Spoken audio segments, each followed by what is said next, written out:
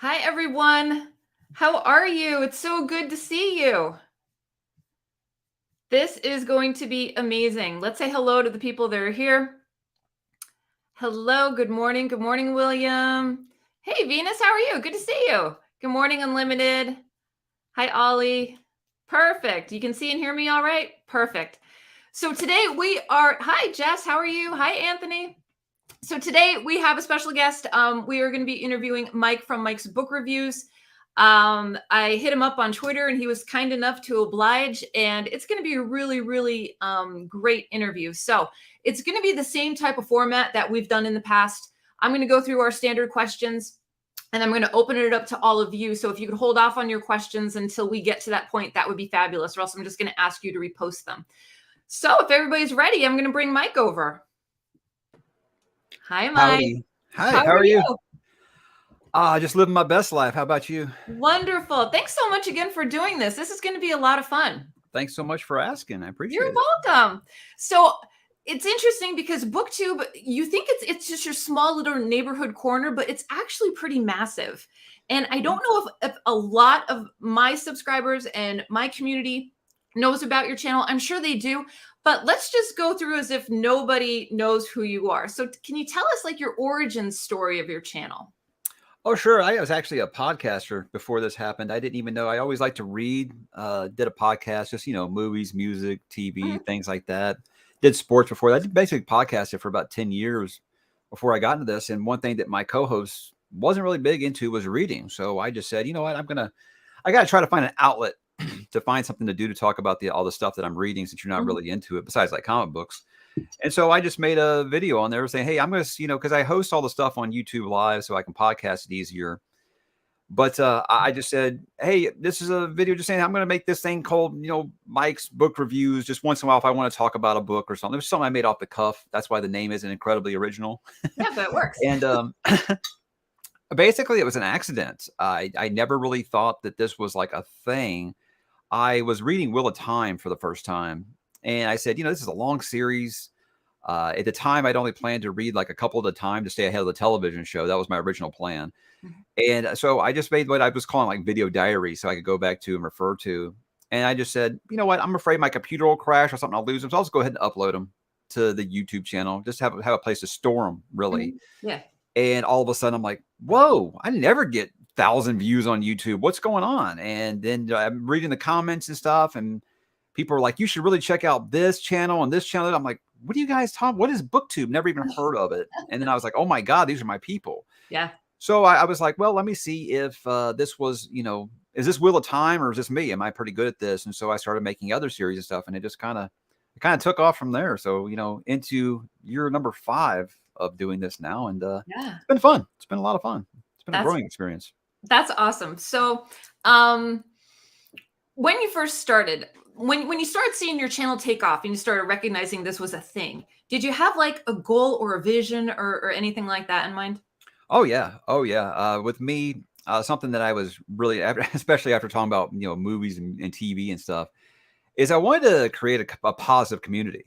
I felt like the internet had really fallen into agree with me or die, and I did not had, we're Gen Xers. We're not like that. We're like, hey, hey, I feel differently. And we move on. We never really just wanted to like end friendships and stuff because you disagree about a movie, So I want to make it okay to disagree. Let's drop in the comments, talk about it. These are my opinions. This isn't me saying I would do it better. I want to know what you guys think about it. And let's talk about it down below. So that was always something I wanted to do, and also stay on brand. That's a real big one. I was going through business school when I started this channel. And by the way, guys, it's never too late to go back. And I just was real big about in marketing about, stay on brand. If you're making a channel to talk about books, talk about books. No one cares what you think about this socio-political movement going on over here. Talk about the books. And that's what I always said I wanted to do. I'll talk about my personal life, what I'm doing with my kids and stuff like that. But whenever it gets to anything that's like super, super divisive, I'm like, I'm going to avoid that. And I'm just going to just stay on brand, talk about books. And I think that's what's helped make it stay a positive community. Okay. So when you first started your channel, what type of obstacles or what kind of roadblocks did you run into, whether it be tech or scheduling or ideas or anything like that? No, actually, I think I have more ideas than I have time actually to do it. I have no problem coming up with ideas. The biggest thing for me was I had only worked in podcasting, so Okay. it didn't matter what your face looked like. For Yeah. me, the biggest problem was video lighting. I mean, I still struggle with lighting, as you can see right now with the rings under my eyes. I can't master the lighting when I'm in front of my computer. Mhm. Something I'm still struggling with in year number 5. And everybody's like, "Oh, just get a ring light." No, it doesn't help. But anyway, I think it's just because I have this. It's not really a recording space. This is just my office, and Yeah. it's hard to place lighting on both sides of you when my desk is in the corner. So Mhm. that's why over there I'm able to do it just fine. That's what I do most of my videos on. But when I'm at my computer, it's a struggle. But I mean, I was still using like a webcam and stuff when I started this, and Yeah. I had no idea about video stuff. My audio was perfect, because I'd been podcasting forever, and Yeah. that was great. But oh, it was bad when I first started. I mean, it looked like I was in a cave sometimes. I was just using natural lighting or my overhead light, and Uh-huh. and like the audio wasn't matching my lips and stuff. So yeah, it was a process, and I've been tempted many times to take those videos down just because I don't want that to be the first impression someone has. But so Yeah. many people still watch those old Wheel of Time videos and comment on them and tell me how much they appreciate them. I'll never do that. But yeah, that was a real struggle. And I see these people who start new channels now and they've got like perfect lighting, a perfect audio. I'm like, how? Teach me, Mhm. please. Right, right. So I always ask this to all the people I interview. Do you ever go back and watch your old videos? I don't usually watch a lot of my own videos just because I'm like, No, oh your God. old ones. I mean, if people talk about them a lot, I'll go back and see what they were talking about. Like, I'll get a lot of comments of, 4 minutes, 20 seconds. I can't believe you said this. Ha. And I'll go back to see what they say. And then I'll just listen to the whole thing. I'll be like, wow. Yeah. I mean, a lot of my opinions will still be the same, but I'll still be like, I mean, like when I first started, I have like a format when I review a book now. I had nothing then. I literally just turned the camera on and said, let's find out what I'm going to talk about, which is a Yeah. blessing and a curse Right. because I do tend to ramble. Mhm. But it's rough when you go back and watch some of those old ones. But it's always be getting better. Or something I always like try to practice. Absolutely, absolutely. Once in a while, I'll go back and dip back into the catalog and just see like where I was a year ago from today. And it's pretty amazing to see the growth that we make Right. as creators, even though you may not think that you're making a growth, Sure. but it's actually happening. Yeah. Don't So be afraid to try new things. no, definitely. So, talking about your channel, sustaining your channel, growing your channel, what is the best piece of advice that you ever learned from another booktuber? I mean, the thing is, I get mostly questions from smaller booktubers because they claim that my channel like grew stupid fast. And the thing was, Mhm. like, my channel like blew up during lockdown, so people Yeah. were home and stuff Mhm. like that. I think early on, Daniel Green told me that he thought that I should probably put my live streams to private or just delete them overall because it does. If you're trying to conquer the algorithm, those long videos that hardly anyone watches or watches after the first like 24 hours will bring Mhm. your numbers down. I think that was probably something that helped me a lot, and that's why I created the podcast for the channel, which I put those long conversations on podcast format. People still want to hear them. Yeah. So I need to start getting back to that because I have had a lot of author interviews lately that have been 2-3 hours, and probably need to start putting those back on there. Okay. Yeah. Well, that's a great piece of advice. Mm. What advice would you give to someone that is out there thinking about starting a channel, having that conversation with themselves as to whether they should do it or not? When I get asked, what advice would you give? What was your success? I don't think I've got it figured out, but I'll tell you what Mhm. worked for me is the 3 B's. The 3 B's are be yourself, be consistent, be honest. Mhm. Be yourself. Don't try to be a carbon copy of someone else's channel because viewers are going to see it a mile away and they're Mhm. not going to take you seriously. Like if you just make a channel and be like, I'm going to act exactly in personality like this person. Yeah. Be yourself. Right. Create your own thing. Be consistent. If you say, I understand not everybody can put out 4 or 5 videos a week. I get that. But if you tell your audience, I'm going to put out two videos per week, put out 2 videos per week. Right. Everybody understands real life gets in the way sometimes, but try to be consistent with it because people are you just disappear for like a month. Yeah. You're going to disappear from their feed and they're never going to see you again. And then be honest. Mhm. I see a lot of people that are afraid to say what they really think. Like, for example, about a book, they're afraid to say because they know that it's really popular. Your Yeah. viewers are going to respect you more for being honest with them. They can tell if Mhm. you're bullshitting them, really. I think Definitely. so. I always say that, but in the end, just go for it. That first video is the hardest. No one has a perfect video that gets 1 million views on Mhm. number one. And don't get discouraged if you don't have overnight success because Yeah. I was doing this 4 years before it took off a little bit for me. I wasn't focused on just the books. I'm saying like I podcasted for a decade, never had anything like that. So Yeah. it just if you're consistent and you do those things, I think you'll take off. Just be patient with it. Awesome. Let's talk about friendships and community, the community aspect of BookTube and the friendships that we make on BookTube. Give us your thoughts on that. Oh, I love it. I mean, it's pretty cutthroat when you talk about sports. The Yes. people are always trying to basically tell you why you're wrong. Uh-huh. And fandom is what it is. So we talk about a superhero movie or something, and you're just going to get negative reactions either way. But with this, it blew me away when I first started doing how positive it was. I told my wife, I was like, I'm getting like so many comments and they're like 99% positive. What that's about? What is that about? And she said, well, stupid people don't read. And I thought that was funny. But with that, it's been a delight. All the content creators that I've worked with, almost 100% have been amazing. We all just love to read and stuff. We love to talk about it. Yeah. For me, the constant watchers make it all worth it. You'll see the people who comment on every single one of your videos, or will email you and tell you how I wasn't reading at all, and then I found your channel, and now I've read like 50 books this year, stuff like that. That's great. So again, it's a mostly positive community because everybody just loves to read. Sure, you'll have some people who say something nasty. I mean, that's just the internet. You learn to roll with that. But no, I love it. I've made some incredible friendships. I see some of them in the comments right now. Yeah. Since I've been doing this, Philip is like my brother from another mother. I mean, Nice. I've made some amazing friendships with people I'll probably never meet in real life.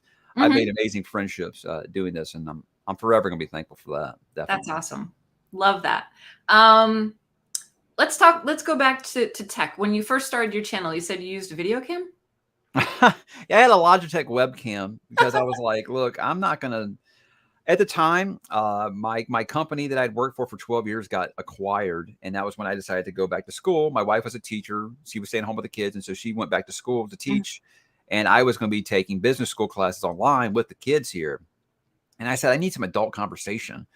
So that's when I started doing this. And I thought, okay, well, we're one income. I'm not going to sink a bunch of money into a new camera right now, especially since I don't know if this is like a thing. And when it started getting bigger and bigger, I was like, I probably need to upgrade the camera. And I was at 10,000 subs before I moved on from the webcam. But yeah, it was just a Logitech webcam, and your face has like no definition, which sometimes is better, when you got a face like this.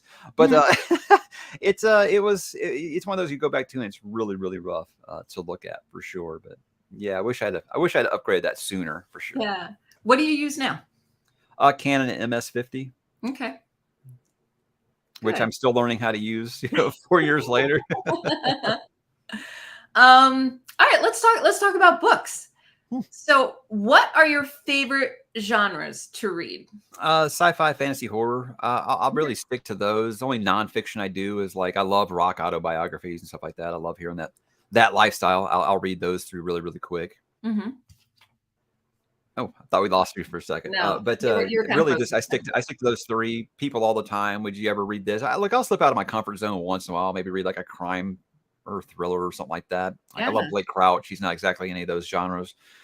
But really, I'm always going to go back to the more fantasy than sci-fi. Horror, I wish I did read more of. I mean, Stephen King's my favorite author, so I always want to say that I read a lot of horror. But I look at it and I'm like, I haven't read a ton of horror authors, and I probably should expand that. And that's why every October, I make it a point on the channel where I read nothing but different horror authors that aren't Stephen King to try to expand my horizon on that. But yeah, my heart's always going to be in fantasy for sure.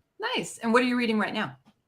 Oh, well, I was lucky enough to get a review copy of the new Pierce Brown book directly from Pierce Brown, that's got to be so frustrating. I think I'm learning about this is as frustrated as reviewers get about getting review copies, authors are even more frustrated with it. So he had to send me one of his personal ones from his home address to get me a review copy of this because his publisher can't get it figured out. But it's good. I'm about 80 pages in already. I read the first like 80 pages last night. So nice. Exciting. Nice. Yeah, it's one of my favorite series going right now, without a doubt.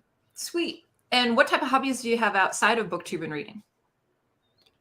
I do like, I always say I have this rule of I have 3 hobbies: reading, gaming, and TV. And I only have enough time to do 2 of those. Right now it's gaming because, there's a new Zelda game that's out. We just bought a PlayStation 5 and everybody in the house loves gaming. So it's like a tug of war who gets to play next. I also love karaoke and just being a dad. Nice. I have a lot of fun being a dad. I started a little later than I probably should have. Every time I go up the steps, I'm like, what was I thinking? Having kids this late in life. But no, it's one of those things where parents will complain about our kids or whatever, but it's like the rewards far outweigh anything negative on it. But there are days where like, what was I thinking? But Mhm. it's really, really great. It is. My oldest just turned 11 and we bought him his first iPhone, and that's scary. That's Yeah, very, very scary. But last night he was like texting me memes, and I was like, okay, this is great. This is everything. nice. So yeah, Good. kid time is very important. Yeah, definitely. Okay, so do you have anything? Do you have any events going on your channels or anything you want to talk about? Anything Uh, happening? Not particularly. I don't have very many events. I'll occasionally do like read-alongs or things like that. Okay. Really, just I put out like 4 videos a week about all kinds of things. So if you want consistent content, I think that's a place to find it. But I'll invite everybody to join the Discord if you haven't, because I think I created the Discord to basically get away from the toxicity of Twitter. Yeah. And it's like an amazingly positive community. Got like 8,000 users there, which I know a lot of people are like, oh, that's just like too many. But you can kind of customize it to be what you want it to be. And Hmm. I always encourage people to hop on there, because I feel like the bigger the channel gets, the harder it is for me to keep up with comments and socials as Yeah. much, because I'll get someone who drops me a message like, oh, I messaged you on Instagram 4 months ago and you never reply. You hate your audience. And so I'm like, you have no idea how much stuff goes to my filter, and I never ever see. But I tell them, drop on the Discord. I'm on there constantly trying to make sure I maintain communication with my patrons and with my constant watchers and stuff. And just anybody who wants to talk about books. That's the best way, probably. If you want to talk directly to me, that's probably the best way to do it. So we'd love to have you. Awesome. Wonderful. All right. So we're going to open it up to the community now, to everybody in the chat. So if you have a question for Mike, ask away. Don't We'll be talk about scared. it. Don't be Yeah. scared. Yeah. Let me see. We have, this is Gareth. Gareth said he has a question. Has your buying habits changed a lot since reviewing books? Yes and no. I mean, I think that there's a ton of things I probably never would have tried. Like I'm reading Realm of the Elvelings right now, Robert Hobb. I probably that had been on my bucket list for a while, but I don't know if I ever would have actually finally did it Mhm. if not for having a YouTube channel. Because you get so many, like I get people that get mad at me and say, hey Mike, you're blowing up my TBR, you're making my shopping list, you're making my spouse want to divorce me because I'm spending so much money on books. You guys do the same to me. You give me so many great recommendations that Mhm. of course I'm going and buying stuff, but I also have an amazing audience that buys me a lot of stuff. I have Yeah. authors and publishers that send me a lot of stuff. So it's Right. the point now I'm like, well, I'm buying like collector stuff that I really, really want, but you guys have been such a blessing that I haven't had to spend a ton Mhm. on a lot of the stuff that you guys want me to read, and Yeah. I'm thankful for that. I can't Right. say thank you enough for that. Do you speaking about books, do you like, I have a thing for vintage books.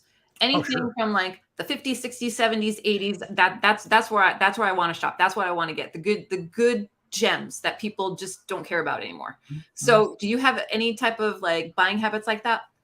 Not really. I love a leather bound. I love hardcovers. Some of those can be hard to track down or get a hold of. Mhm. But I think the oldest book I have is like it's not a third printing or third edition. It's the word I'm looking for. It's not the third printing, it's a third edition, I Uh-huh. guess, printing of Gone with the Wind. That's probably the Okay. oldest book I have, and I'm afraid to touch it because I'm afraid it'll fall apart. Yeah. So that's like my collector's one, and I have like an actual one that I read out of when I want to read it. We're gonna be reading that in July on the channel. It's gonna be fun. But not really. Me more. It's more like I like to help some smaller authors on Kickstarter Mhm. get some of those collecting editions. But just like everyone else, I'm a sucker for, hey, this series is complete and it's all matching. I've got to get it now. So it looks really, really good on my shelf. If the spines all match, which is rare, believe it Mhm. or not. But yeah, I have those little book collecting quirks like everyone else. I don't have any more room in my office and I keep Yeah. buying them. So yeah, I clearly have issues, but not very much of the vintage stuff, because I would just be too afraid to touch it. I'd be afraid I'd Yeah. ruin it. Are you more physical? Are you Oh, Are you equal? I mean, I've gotten really big on reading on my Kindle Mhm. for several reasons. A lot of the books I read are this thick, Mhm. and when you're reading those in bed, I'm the type of I don't know what kind of reader you are, but if I read in bed, I'm the type where like I can't stop in the middle of a chapter. I got to finish the chapter, Yeah. right? And so I'll be guilty of falling asleep while I'm reading it. And the book will hit me in the face. And when you do Yes. that a couple times with a Stephen King book, it's not very much fun. I think I did that with Brandon Sanderson's Oathbringer once, and I left a mark on my forehead. And I was like, all right, I think it's time to move to reading Kindle in bed. So it's unfortunate that I'm like, okay, well now I'm buying physical and digital, Yeah. but I do still prefer to read physical. Right here at my desk, I like to read a hardcover because I got the best reading light right here and stuff. I like to do that, but I really fell into liking the Kindle in bed for that reason. Also, my wife is always like, "Turn your lamp out," and I'm like, "Well, I can't Mhm. read without the lamp on." Yeah. And with the Kindle being backlit, I can read in the complete dark, and it doesn't bother her. So it's worked out a lot. I know Good. purists are still very much about like, "Oh, no digital books," but Yeah. and also traveling. Yes. It's great traveling because I can Mhm. take my whole library with Series. me. Yeah. It's You really, can really take great. everything with you. Mhm. Nice. All right. Philip has a question for you. Oh, boy. Since you've been picking up more self-published books and helping out self-published authors, what is your sense of the future for self-published fantasy? I have been saying I feel like we're reaching like an iron age with self-pub because I know for a long time a lot of self-pub was kind of treated as, oh, well, you're just not good enough to get signed by a label. Mhm. I feel like a lot of people still have that stigma attached, but I feel like BookTube has really opened a lot of people's eyes that there's a lot Mhm. of quality stuff out there. Yes. And the more that I'm learning, Mhm. talking to somebody, so like I talked to Ryan Cahill, he does the Bound the Broken for like 3 hours the other night. He gave me so much inside info about what goes on in the publishing community that I'm like, wow, I think really doing it yourself seems like a really great idea. When I talked to Michael J. Sullivan, I asked him, I was like, hey, did it take a lot of courage to walk away from Orbit and do this on your own? He's like, no, I actually make money now. So I feel like there's so much great stuff out there, and my eyes have been opened. I read Philip's book, last month. Uh-huh. It was really great, guys. His second book comes out soon. Get it? And I'm reading Ryan Cahill's stuff right now, really great. So I think that people really got to move away from that stigma, believing that, hey, well, Mhm. that just means you're not good enough if you're self-publishing. There's a Right. lot of great stuff out there. There's so much support in that community. Yeah. Like most of my Twitter is just people supporting independent authors, Mhm. and I love that. And I try to help as much as I can. A lot of people will send me stuff, and I'm like, look, I never say never. I don't know when I can get to it, but it's not because of I'm not hesitant to. It's just, finding time to Time. do all that stuff because I Yeah. have a billion people that want me to read things for Right. them. And I do have a real job and I do have 2 kids and stuff. So Yeah. it's tough, but I'm really excited for that community. It seems like it really is taking off. 100%. I will tell you the horror genre in self-publishing is like chef's kiss right now. There are Oh, sure. Yeah. so many great Horror books is out just, it's one of those genres. I always feel like it's like heavy metal music. People just never took it seriously as like a real thing. there. Mhm. And so, yeah, I think there's the independent voice for horror has got to be amazing, especially because editors be like, you can't write that. We can't release that. So you probably do have to go out on your own a little bit, I think, to get something that's actually scary. Mhm. Yeah, it's been really, really wonderful reading that stuff. All right, we have another question. Jess asks, you said you went to business school. What kind of business did you want to own one day? Oh no, I don't know that I ever want to own one. That sounds like a lot more work than I'd like to. Like I believe in working hard or whatever, but when it comes to me like having like other people's livelihoods in their hands, I don't know Mhm. if I can handle that pressure or anybody working for me. I don't really know. I mean, I have ambitions like everyone else, but no, I mean, don't have anything about like, nah, that's just too much risk. I work in risk analysis. So to me, it's like, no, it's just too much risk. I think that like go out on your own. I think really just doing something like this would be about it. If this ever got to a point where it was big enough or someone wanted me to come work, like I have this pipe dream of like I see all these people getting signed to Spotify to just do podcasting. I mean, sure, that'd be a dream to have a show where I just talk about books with other people on Spotify or something. And if that ever got something like that happened, for example, just Mhm. not exactly Spotify, but as an example, and I had like a staff working under me or something like that, that'd probably be about the only thing I would do. But that's not anything I'm pursuing. No. But Yeah. hey, if Spotify wants to give me a call, I'm available. There you go. All right, we got unlimited reads. Mike, I'm curious, when you read Lonesome Dove, great book, Uh-huh. did you think a certain character beginning with J that his departure was a little harsh? Yeah, let me tell you, Larry McMurtry's not here for your feelings. Let's put it that way. I think that I tell it like it's an amazing book, but it's going to bring you down. Mm, It's going to hit you in the feels a ton because 1880s America during westward expansion, it was a goal just to stay alive. yeah. And Larry doesn't discriminate men, women, children. He does not. I mean, because real life didn't discriminate during that time period. And Mhm. was it harsh? Absolutely. Did it hurt right here, especially reading that? As a dad, absolutely. But there's things in that book that'll cut you deep. But there's things that'll make you feel amazing in that book too. And Yeah. it's awesome. You're reading it right now, aren't you? I am. And that's not a spoiler because I'm only like 15 chapters in, but I'm enjoying it. I'm enjoying all the characters Oh for man, it's sure. so good. You'll love it. Let's see. Gareth says it's great that a big booktuber is championing self-publishing. It's still a great debate. Sure. I wish I wish Mhm. I had time to read more of it, but I definitely wish people would stop, denigrating it for sure. Yeah. Oh, Kieran's here from KD Books. He asks, what do you feel a review should do and what makes reviews for you, be that you make or watch, stand out? This is I wish I knew the silver bullet answer here is because when I make a video with spoilers, people are like, well, I can't watch it because you're talking about spoilers and haven't read it yet.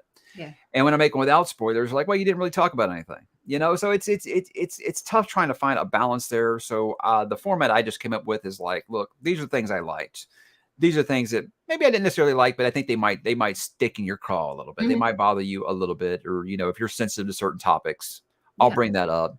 And just why I think that you should read it. I think that's the best way to do it. And if it's something that's really, really big or something really, really interesting, or I got a lot more to say, then I'll do an actual spoiler talk for it. But I mean, with me, a standard non-spoiler review is just telling people, why did you enjoy reading this? What really stuck out to you, and Mhm. maybe what didn't really work for you. That's really my method. Yeah. And it's a smart method for sure. Mm. All right. Alan says, "Big Lonesome Dove fan me." I think this your second reread, Alan? Alan's reading it along with this too. That's one of those books that was like so good that I'm embarrassed it took me this long to read it. It was that Yeah. good. Yeah, so good. Katie has another question. I would love to know if you feel the desire to be the first to read a book is somewhat detrimental, be that in enjoyment, in creating, and in audience interest. No, I think with me, like for example, getting this, it's Mhm. awesome, but it's never like a thing where like, I feel special now. No, it's nothing like that. That's a series I love. I've been waiting for that book for 4 years. Yeah. I'm excited. I'm Yeah. excited. And I'm thankful that doing this has allowed me access to things like that. I Mhm. do sometimes not like reading review copies when it's something that I want to talk about in the community because I'm like, I want to read it along with my buddies. Mhm. I do I feel like that a couple times. But there are instances where it's like, look, I'm thankful and blessed that I've reached this point where I can get allowed access to do things like that. But I definitely don't think like it takes away from anything. And honestly, a lot of times it's hard. Like I got to read Battleground by Jim Butcher, a Dresden Files book, and there Mhm. was a major event in there, and I couldn't talk about it for 6 months, and it killed me. Wow. So it can sometimes be a struggle, but no, it's Yeah. something that I absolutely don't take for granted. I think it's absolutely amazing. Yeah, I would agree. Let's see. Jess says, "What sticks out with you the most about Stephen King's writing?" He's just the best character writer of all time. He can take a book and have 50 characters in it, and you never have a problem with being like, "Wait, who was that? Who's this?" I don't remember saying that name.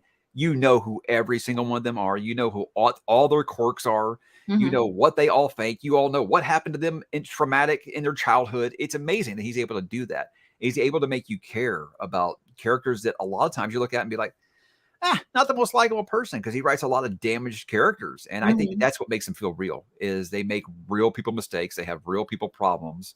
And he does that in Slice of Life just better than anyone ever. You see a lot of people be like, I was reading this book and like nothing happened for like 400 pages. He Mhm. does that, but you're riveted. You can't look away. You just want more. You just want to spend time with his characters because he's the best in the game when it comes to writing characters for sure. So everybody talks about oh, it's scary or this stuff's just too weird for me. His characters are always great, even in the weirdest book. Yeah. Now, let me ask you because I'm just at 51 years old getting into reading Stephen King. Mm-hmm. Like I'm coming to the table late. Never too late. So, if there were 3 books that you would recommend for me to read, which 3 would they be? It 11/22/63 and The Stand. I think Okay. because they're chonkers, they're huge, but it gives a great example of those things I just talked about. Amazing character work, large cast, but awesome coming of age stuff and slice of life and all those books. And The Stand, I think that kind of took on a new life during lockdown because people feared, that's what was. And it wasn't the same, guys, because in The Stand, like the virus killed 99.6% of the population, so it wasn't the same. Even Stephen King himself was like, it's not the same, guys, calm down, but it's one of those, I think it took on a new life during that because people were like, that's an interesting premise. I'm going to read it during lockdown for full effect, Yeah. So I always recommend that. I think fantasy fans will actually find something like about that because it is very much like a modernized Lord of the Rings kind of journey in that book. It has 7 coming of age stories in it, which is just, I'm a sucker for. Yeah. And then what's great about it is I read it when I was a teenager and I love the kid portion, and I read it as an adult and I love the kids and the adult portion. And that's what makes it such a great read later in life. And then 11/22/63 is just Stephen King being like, you know what? I'm going to write a romance novel. And it's like, what are you doing? Oh, wow. Yeah. I actually have tear stains on the page from the last chapter of that book. It was so amazing. That's so awesome. I always recommend those 3 to people who are okay. Just getting into it, and length doesn't scare you off. Yeah. Okay. Good. Let's see. We have a question from Gareth. Mike, what do you think of the Rivers of London books? I don't think I've seen you talk about them. I'm sorry, I'm not familiar with the Rivers of London books. Let me know who the author is. I can look it up. I'm not familiar with that at all. It's the first I've heard of it. If you've commented that before, I'm sorry, I don't recall. Alan says Hearts in Atlantis is a favorite of mine. Dreamcatcher. Lots of Dark Tower connections in there. Yeah. Mike, you just suggested 3 massive books. I love 11. Yeah, so I tell people, it's like, look, I mean, because obviously I think the question I get the most on the channel is, where should I start with Stephen King? And I've made that video twice on the channel, and I still get that question a lot. It really just depends on what you're looking for. If you're looking for scary books, I'll recommend some. If you're looking just to say, look, show me an example of him being a great writer, I'll go with that. If you're not scared of big books, this is what I'll tell you. If you're looking for coming of age, so it really just, there's something there for everyone. So it just kind of, you need to tell me what exactly it is you're looking for, and I can find a match for you, I think. Yeah, I actually lied. I do have his On Writing book. Yeah. So I did read one Stephen King, but I was at a library sale yesterday, and that Grady Hendrix, Paperbacks from Hell, is guiding a chapter in my BookTube right now. So I picked up a first edition of Cujo paperback that was $1, a first edition of Salem's Lot. Great and book. Yeah. There's one more in there. I can't. Oh, and Carrie. Yeah. So I say Salem's Lot might be his scariest book. No joke. It really is. Okay. I'm ready for it. Let's see. YP, different seasons is great for first timers. Absolutely. That's when I recommend it. Like I said, if you don't want to commit to something long, you don't want to commit to something super scary, different seasons will show you 4 great stories. 3 of them have been made movies, so I feel like people will be familiar with Shawshank Redemption, The Body Was Stand By Me, the movie, and Apt Pupil. But I think it really shows how great of a prose he really does have. And none of them I feel like are scary. I feel like that's very accessible for a lot of people. Good. Unlimited Read says, I'm biased. Read The Shining, my personal favorite book of all time. Yeah, Room 217 is still the scariest chapter I've ever read by Stephen King at both ages, as a teenager and a couple years ago. Alan says, King is to the Beatles as Kuntz is to the Rolling Stones. That's a nice analogy. Yeah, I feel like it's become like a joke with Stephen King and Dean Koontz fans, like dunk on each other. I've never read a Dean Koontz joke, but I'll make the jokes. Or I'm sorry, a book, but I'll make the jokes just like everyone else. It's just kind of a punchline at this point. Let's see. Fair enough. Ben Aronovich, urban fantasy set in Britain, wizard, detective, etc. Okay, that sounds a lot like the Alex Veris that gets recommended to me a lot. Yeah, urban fantasy is something I'm really new in. Like, if someone had sold me urban fantasy as like, hey, you liked Buffy the Vampire Slayer? Yeah, it's my favorite TV show ever, of course. And I'm like, yeah, that's urban fantasy. I think I probably would have got into that a lot quicker than I did. So when I started reading Dresden Fans, like, wow, this is like a Constantine in the Buffy universe. This is great. I love this. So yeah, I definitely want to get more into urban fantasy going forward. Nice. Gareth says Cujo and Salem's Lot are amazing. Madison says, if you want medium-sized books, go Pet Cemetery, Different Seasons, and Salem's Lot. Yeah, when I first got Madison into reading Stephen King, she started with Different Seasons, if I recall correctly. And then she, it's so funny because she says, I needed a break from huge epic fantasy books. And so she reads It in The Stand. I like it. But, I think it's hooked her to a point where she's with me now, is thinking that he's one of the best ever. It's one of her. And I think she's reading, God, you just finished Evil Things. I think she's going to be reading Gerald's Game here very soon. I'm excited to hear her thoughts on that. Yeah. What are your least favorite King books? The Tommyknockers. Gosh, that's There's several. I mean, you can go back and watch some of the reviews where I've kind of dunked on The Regulators. I did not like The Regulators at all. Uh, everybody dunks on the Dreamcatcher, but I think when Dreamcatcher came out, it was right after his accident where we thought he had died. Yeah. It was like the first book that we had got after his accident, where we never thought we were getting another Stephen King book. So that might have blinded me a little bit. But I'm thinking about it in hindsight, and I can't remember anything about it. So there's that. But I don't know. There are some, and people say, "Oh, you love everything Stephen King puts out." Watch my Into the Multiverse videos, guys. I rail on a lot of those books, and yeah, Tommyknockers was a big one. Okay. Yeah, William said, I guess you're no fan of the Tommyknockers. I think Tommyknockers has some great ideas. I just think that he should have got off the cocaine just a little bit when he was writing that one. There's a reason that's the book that caused an intervention with his wife. Okay. Alan says, King's worst novel, in my honest opinion. Jess asks, are your wife and children huge readers?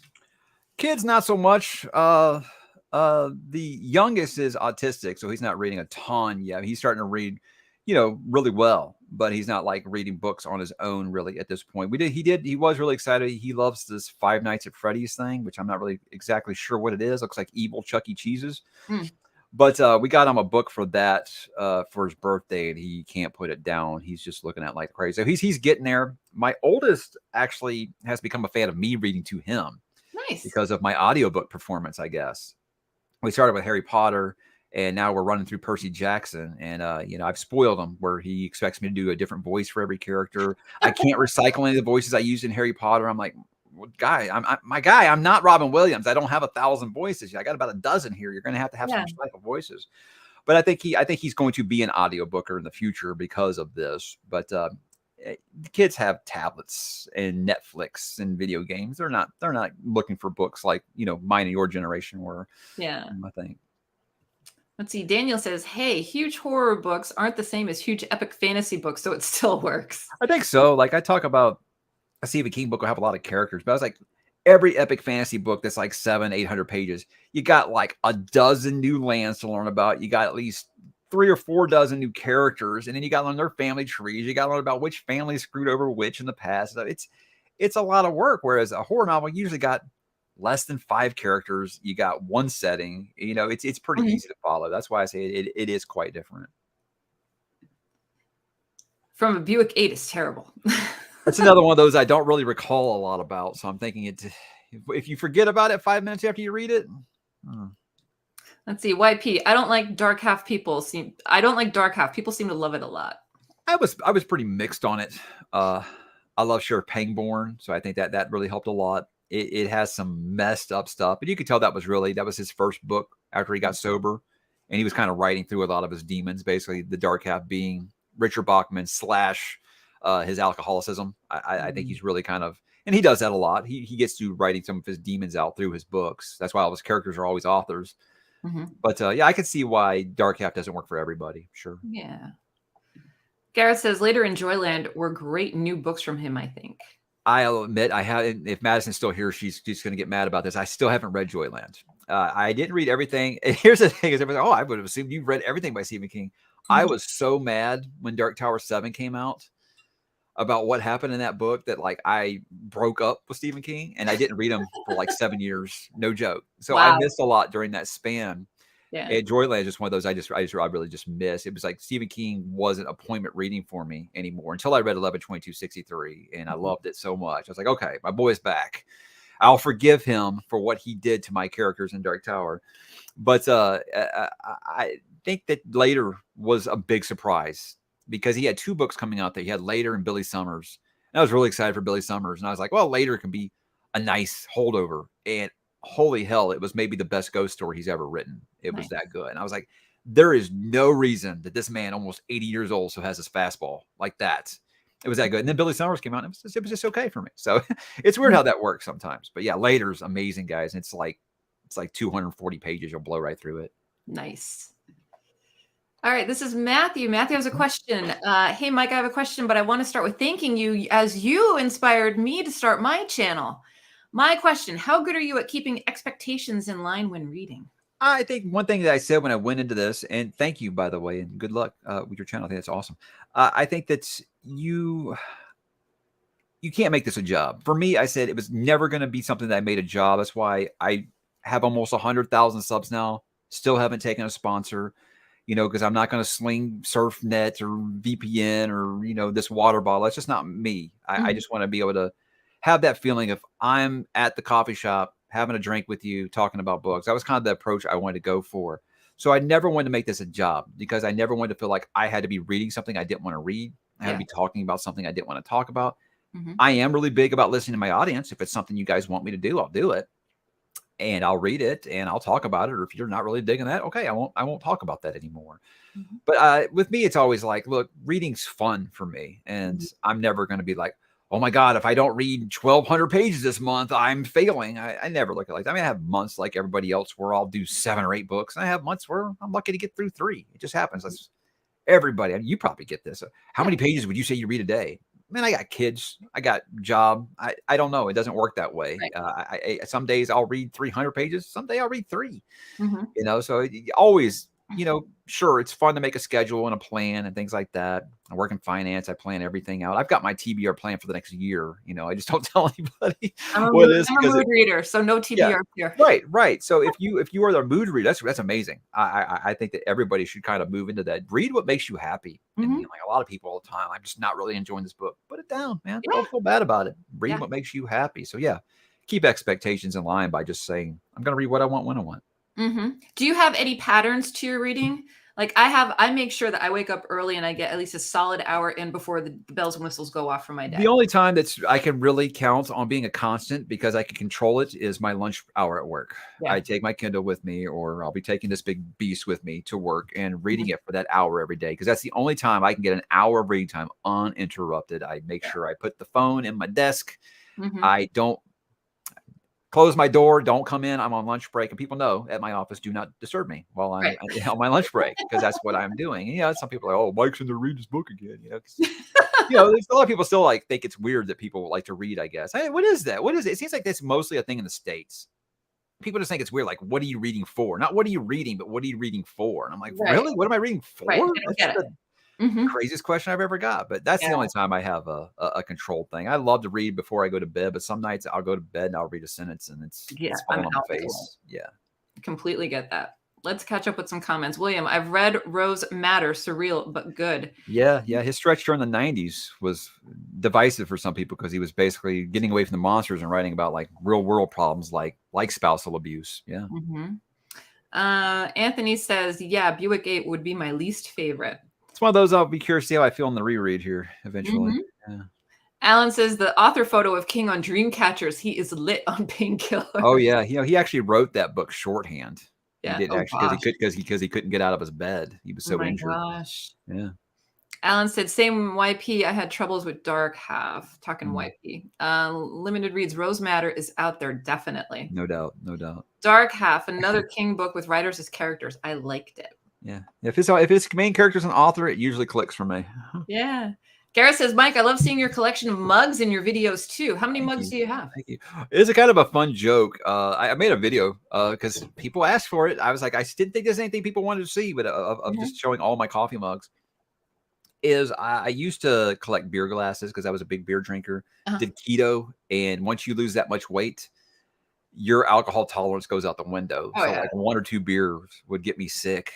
And so I just stopped drinking. And my wife was like, good. Because I was going to tell you no more beer glasses. Don't have room for them. I was like, challenge accepted. So I started buying coffee mugs because obviously you look to replace that because it really is just like a tick at that point. You're always wanting to sip on something. Right. Because I was like, I drink a ton of coffee. Why not get coffee mugs? So I started doing that. It became like a branding thing on the channel because I was like, I was kind of going for that idea of just like hanging out at the coffee shop talking about books. And it just became one of those things where people started sending me coffee mugs and stuff. And I was like, I'm just going to, I, for example, when I first started, whenever I take a sip of my coffee, I'd always edit it out because I was like, nobody wants to see that.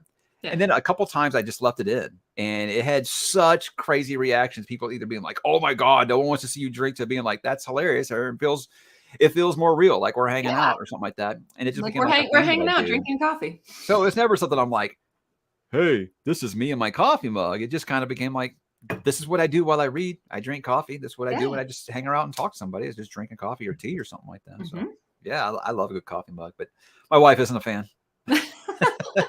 My husband doesn't drink coffee at all. My Oh, wife doesn't drink coffee. She loves the smell of it, but she does not drink coffee. And I'm oh, like, good. I don't need you, using the last of the coffee and not there telling you me. go. I don't think I've read any bad King yet. His short stories are scarier than his novels, though. Let's see. Madison Joyland was a Yeah. nice Yeah. little nugget. Yeah, there it is.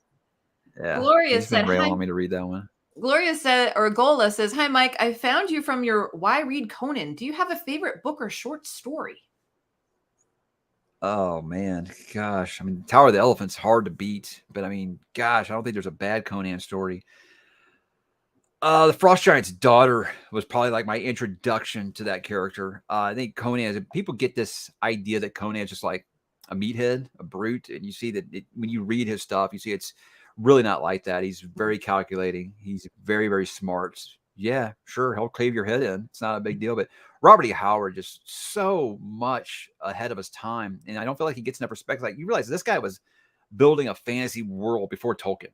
I mean, he was doing this way before Tolkien even. And him and H.P. Lovecraft are pen pals. Like, God, please check out some Robert E. Howard, guys. It's so good. Mm-hmm. And all his stories are like 15, 20 pages. So it's not a huge commitment. Yeah. Philip Chase, as a Stephen King newbie, I love Dark Tower, especially books 6 and 7. You know how I said I broke up with Stephen King? I almost broke up with you, Philip, when you said Song of Susanna was your favorite Dark Tower book. It gets very, very divisive towards the end of that series. It really does. I feel like a lot of new readers that have come on to Dark Tower and binge read it, it hasn't bothered them as much as us waiters did. As people who waited years to get to that point and got some of those books. So I said I would feel like I want to know if the pain subsided a little bit on this reread, but here I am waiting to reread book 6 and 7, and I've been putting it off as long as possible because I don't want to get mad at Stephen again. Unlimited Read says, yeah, Philip, the end is very divisive. Yeah. Jess asks, what other genres do you like to read? I said just fantasy, sci-fi, horror, mostly for me. I do like the techno thriller. Michael Crichton is my second favorite author of all time. I love that he presents these real world ideas or these technology that's just right there that we could probably get to. It could be you could see it being a reality, but it's one of those, he always asks us that moral question of, should we be messing with that though? Like for example, Jurassic Park, sure, we could probably do that, but natural selection selected the dinosaurs for extinction. Should we be playing God? He always asks good questions like that. And I think I found that successor in Blake Crouch. Blake Crouch will ask a lot of questions like that and make you wonder, hey, maybe we should not be doing this. Sure. Right. Read by Fred. Totally agree. BookTube shouldn't be a job. It should be a fun hobby. Read what makes you happy. Absolutely. Absolutely. I mean, I will have something where I'll like, I committed to doing this, so I'm going to do it. So I'm guilty of that as much as everyone. But I mean, you see people get mad. Oh, you started this read along and you bailed on it. Look, if I'm not happy, I'm not going to do it. That's why I say I'm going to cut back on the read alongs because I don't want to disappoint anybody in that way. Yeah. But I'm never going to be able to look, I'm old. I'm never going to be able to read all this stuff I want to read before I go. So that's why I even said, like, I start cutting down the rereads, besides Stephen King, because I'm doing that as a series and I haven't read a lot of those since I was a teenager. Besides that, I got to cut out the rereads for sure. Yeah. Unlimited Reads. We only get half-hour lunch breaks in the industry I work in. Not fair. LOL. Read by Fred. Hi, leave my coffee mug sip to the end of my videos. Love coffee. Yeah, that's his trademark. I talk really fast, and that gets you parched. You're thirsty. That's right. That's right. People are saying hello. As if Philip could ever get done. I know, with his square jaw and his nice hair. Gosh. William says Crichton Timeline is on my wish list. Man, I read Timeline when I was in high school. Completely changed the way I look at time travel in my books forever after, because the way that he did it, it made it seem like, wow, this is something that's feasible. Yeah. Nice. Alan says, agreed. Love the Dark Tower series. Anthony, hey, Mike, with some Cornwell and McMurtry under your belt, have you been eyeing any other historical fiction, or is that a genre that's case by case for you? I think I made the mistake of reading Ken Follett, that's Pillars of the Earth, and Bernard Cornwell first, because those apparently are like the two best at it. Because I've tried to read some historical fiction after them, and I'm like, I'm just longing to read more Cornwell now. So I don't know that necessarily I ever would say never on these things, but I think when I go back to historical fiction, I'm going to go to Grail Quest, or I'm going to go to Last Kingdom, Saxon Stories, the Uhtred books by Cornwell, because He's just so good at it. I'd love to read Pillars of the Earth again. I haven't read Pillars of the Earth since high school. I just said I got to cut out the rereads. No, cut out rereads. But everyone on my Discord talking about reading Pillars of the Earth and how amazing it is. And I'm like, I know. But yeah, I think I'm just going to stick really with Cornwell for now. But again, I never say never. Nice. Matthew asks, outside of Jurassic Park, what are some of your favorite Crichton novels?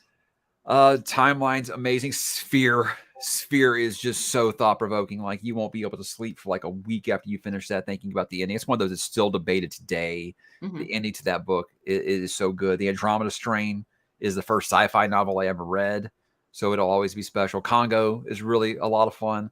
Mm-hmm. I think that's probably like the closest he comes to like a straight adventure book. If you want to get away from the science, you just want like a fun heist story. The Great Train Robberies, a ton of fun. Really, but to me, Crichton didn't ever have a bad book. Even if I felt like it was not up to par for him, it was still like I had a good time reading it. And you can read his books in like a couple days. They're just so good. Nice. Yeah. Philip is cheersing with Madison. Mm-hmm.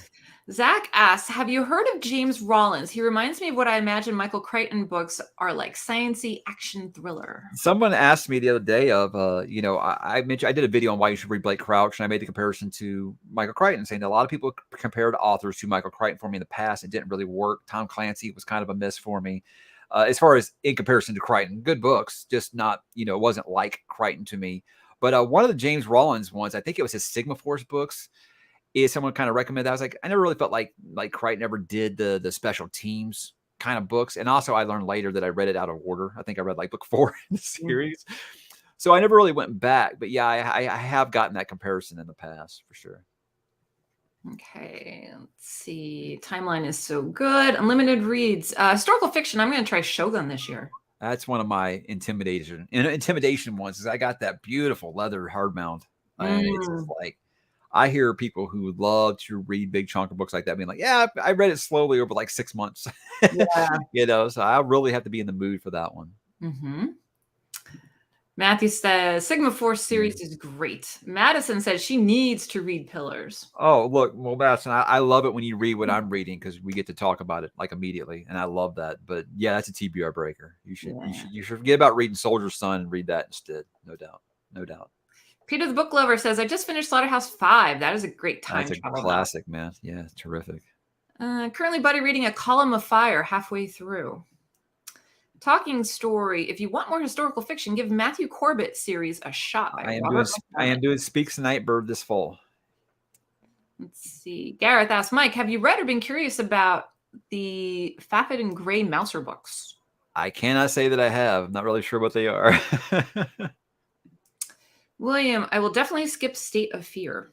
That one's kind of controversial because it's his opinions on climate change. Gola asks, what's your favorite horror novel outside of Stephen King? Color Out of Space by H.P. Lovecraft. So good. It's been copied so much. It's been parodied to death. It's great. It's great. Nice. Anthony says Corbett is good, not just for historical fiction, but also injects some horror fantasy. I'm still not sure what the genre is because on the front of them, they look like swashbuckling pirate books. And, people wearing tricorn hats, and I see pirate ships and knives and stuff. People say, but they're not pirate books. I'm like, well, then the cover artist messed up. Yeah. False advertising. All right. We are all caught up. Everyone, if there's any other questions you'd like to ask Mike, now is the time because we'll be wrapping up in a couple minutes. Yeah, because my wife's like wanting me to come downstairs and play Diablo with her. So yeah, can I just tell you, when you posted about Diablo, all right. So before I got married, Diablo was the only video game I played. 1, 2, 3. And now 4 is out. I don't know if I can do it. I don't know. Because it'll take over your life, or because my husband does not do video games at all. Okay. And when we got married, I kind of had to swear off because I was one of those people. I would stay up all night playing with my brother and our friend on the West Coast, and then I wouldn't sleep and I'd go to work the next morning, and we would just do these epic rampages. It was just it was phenomenal. And then when I saw that they came out with 4, I was like, oh. Yeah. No, what do I do? No, we didn't actually. I actually tried playing 3 on my PC when I first got a game PC, and I was like, it's fine. It's cool. It's fun hack and slash. Yeah. And then I bought a PS4, and they had like Diablo 3 Ultimate Edition or something. And we were looking for 2-player games. We got that, and me and my wife just, oh my God, we ate it up. So it was like, it's so much fun to play with someone else. Right. It's so much fun. And so when this one was coming out, I was like, well, we're getting that day one. Like we're all big Zelda fans in the house, and we're trying to play that new Zelda game right now. Yeah. And I was like, and Diablo comes out like 3 weeks later. Like, this isn't even fair. And so, you know, my oldest is complaining. He wants to take the Switch back to his bedroom now because we're hogging the TV to play Diablo. It's like, hey, I bought you a Switch because you can take it off the base and go play it. Go play it. You know, I don't want to hear you crying anymore. Yeah. I think I love Diablo just because of the shopping aspect. You know, you can get your armor, you can get everything, you can get matching sets. There's different attributes to it. Yeah, it was like we're not even on level 10 yet. And I was like, we spent an hour last night just like customizing my armor. We're like, oh my god, it's gonna be such a time sink. It's still, and even to go back to Diablo 1, it's still just a good game. Oh, you know, I would tell you it's a great RPG starter if you haven't played a lot of RPGs, because if you don't want to get really complex with it, hey, it'll tell you which armor is your strongest. Just equip the strongest. Boom, you're ready to go. Press a button to just smash everything. You know? That's it. Anthony Lehman, there's no pirates in there.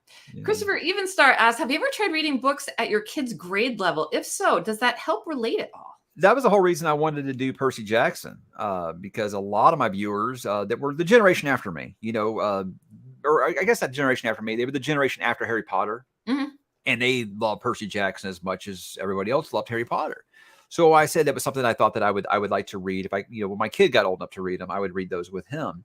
And then he got really into Greek mythology, like huge into Greek mythology. I mean, he was writing like book reports and stuff for school on it. He's watching YouTube videos on Greek mythology. So I'm like, okay, this is great. Perfect timing. And it's still the point where he prefers that I read out loud to him. You know, it's bonding time. You know, it's fine. That's fine. I don't mind doing it. And so I'd always meant to do that. So we're kind of doing it that way. But yeah, it's one of the things is Percy Jackson books. I thought at this age, I thought I was going to be face palming the whole time. Like, oh my God, I can't believe I got to struggle.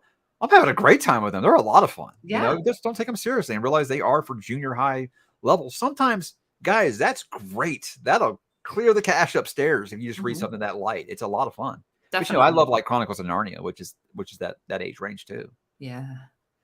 Alan says, I remember Diablo. Zach, Zach says, I personally haven't read a lot of the Sigma Force by Rollins, but as standalone are nice. Thanks for the Crouch Crichton spotlight. I enjoy books that get sciencey. Yeah, those are the guys right there. Erie says, if you disappear from YouTube, no Diablo 1. I'm surprised it doesn't happen more often, honestly. Like I said, I do those mantras, and one of those is be consistent. And I say, if I'm going to tell my people that I'm going to make this many videos, I'm going to do it. You know, they might not always be the best of quality, but I try. Yeah. Let me ask, do you ever batch film or do you just do one at a time? I know I'm going to get busy during the weekdays, so I will usually do all my recording on the weekend and just worry about slowly editing it during the week and releasing it. Yeah. What's your favorite? You know, I let my patrons watch it early though. You know, that's nice because they're special. Yeah. That's right. What's your favorite part of what's the worst favorite part of creating? Thumbnail, title, or editing? Editing. I make my thumbnails really quick. People think I spend like a lot of time on my thumbnails. Like it's mostly done on an app, guys. It's really not that you really just drag your finger around and replace the background. It's really not hard. But titles, that was something I have made tweaks with on the channel. I used to always just be like book title, book author, and the word review. And then I started being like, you know what? Write it like you would write a one-sentence blurb is how I started writing my titles. Or I do my weekly updates and I do like a Friends theme where it's like the one with blank. Yeah. Because I think it's fun. It makes people interested in what you were going to talk about besides just what you read that week. Right. But no, it's editing just because there's no way to rush it. You really can't just go through. And I think it's because every word that you say when your platform gets bigger is going to be microanalyzed. There's a lot of people out there who are looking to get you in trouble, you know, so you have to make sure, did I say anything that's going to really upset somebody? You know, that's why I don't really think that I do, but I also sometimes have to take a step back. I think this is a big thing with Gen Xers. We have to take a step back and be like, current generations think a little differently than we did. I got to make sure that I didn't say something that's going to make me go viral on Twitter and the world's going to hate me. Right. You know, so there's no quick way to edit. And with me, I'm a perfectionist at heart. And even if I can't get my audio video perfect, I'm going to damn well make sure that I try to make sure my video is not lazily edited. Like when my computer broke and people were like, well, just record one from your phone. I was like, no way, I can't do that.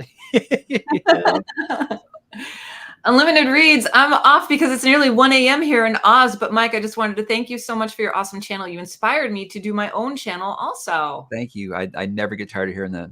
I love it. Thank you. Thank you. Zach says, thanks for the Saturday coffee chat. Have a blessed day, Mike and MJ and audience. You do the same. I'm on cup number 2 right now. Yeah. Same. Heidi says, Mike, have you considered reading Puritan Chronicles with your son? No, I bet he's so in on Percy Jackson. Madison sold me real hard on these Nicholas Flamel. God, what was it called? I forget. By Michael Scott. Anyway, she sold me another series that I was considering doing with him. Mm-hmm. And after we finished Percy Jackson, as you know, Rick Riordan has like 30 books in that series. Yeah. And he just wanted to keep going with that because he's still all in on the Greek mythology. But he's been choosing to stay up late and play video games instead of rigs. I make him choose each night. We reading, or you're going to stay up another 30 minutes and play Zelda. He's going to choose Zelda every time. Yeah. So we're kind of at a holding pattern right now. But I think by the time we get to more series, he'll be at the age where he needs to be reading them on his own. Mm-hmm. See, play the hell out of D2. Never played D3. Playing D4 with a friend and girlfriend, having a blast. You gotta be careful, man. It'll take over your life. I remember when World of Warcraft first broke out and people were playing. I was like, I'm not doing that. Right. I remember what it was like. My first apartment had with like 3 other dudes, and it's good. We all paid our bills and stuff. It was great. And then EverQuest came out, and one of my roommates got addicted to that so much that he quit his job to stay home and play, and had to move out because he couldn't pay his rent anymore. And I was like, I am not getting into this online gameplay stuff. So I've always stayed away from that. Let's see. I'm going to read some middle grade after my current read to clear the cache. Yeah. Good idea. Does it. People are saying hello. Philip Chase. Puritan was my first fantasy series. Loved it.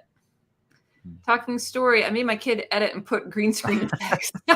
That's another thing with me, though, is like I'm always going to be simple. I'm never going to do the skits. I'm always going to do fixed camera angle. I'm not going to do all the funny stuff, all the interludes, all the green screen stuff. If people can do that, that's great. I don't have time to do all that stuff. No way. Yeah, you do what works for you. Yeah. Madison says The Secrets of Immortal Nicholas Flame. That's what it was, yeah.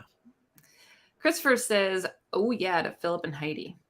Garrett says, I'm obsessed with Skyrim. I probably put in 700 hours in 3 different builds of Skyrim on 3 different platforms. Yeah, it's great. Gola asks, do you read any books based on video games? I think I read like the first Halo book when it came out, Fall of Reach, I think it was called. I can't remember. That might be about it. No, I do anything like that, like even kind of similar. Maybe some comics, but never like actual like prose books. No. Okay. Awesome. Well, that's all the questions that we have. So we've been talking for an hour. I guess we'll wrap it up. So again, Mike, thanks so much for hanging out with us. This has been fun. It's been awesome getting to know you. Thanks for going through all the questions and taking questions from the audience. Sure. No, my pleasure. I have no problems talking. I'm sure people figured that out at this point. Oh, there's Dave. Hi, Dave. Let's see. There's one more. I read BioShock prequel novel. It was pretty good. Boy, I remember BioShock. Yeah, that was very, very Ayn Randy. Yeah. Princess is one of my favorite characters ever.